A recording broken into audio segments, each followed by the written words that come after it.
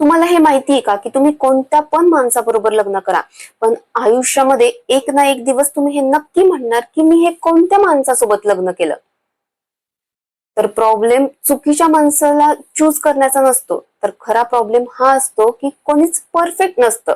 ज्याच्याकडे पैसा असतो त्याच्याकडे वेळ नसतो, ज्याच्याकडे वेळ असतो त्याच्याकडे पैसा नसतो, जो रोमॅन्टिक असतो त्याच्यावर विश्वास नसतो, जो लॉयल असतो तो बोरिंग वाटतो, जो चार्मिंग असतो तो सगळ्यांना चार्म करतो, जो प्रामाणिक असतो त्याच्यामध्ये थ्रिल कमी वाटतं, जो खरं बोलतो त्याच्या गोष्टी सगळ्यांना टोचतात, जो सगळ्यांसाठी अवेलेबल आहे त्याची कदर नाही, जो प्रत्येक गोष्टीत हा मध्ये हा करतो त्याचं स्वतःच असं काही मत नाही, जो इमोशनल आहे तो ओव्हर सेन्सिटिव्ह आहे.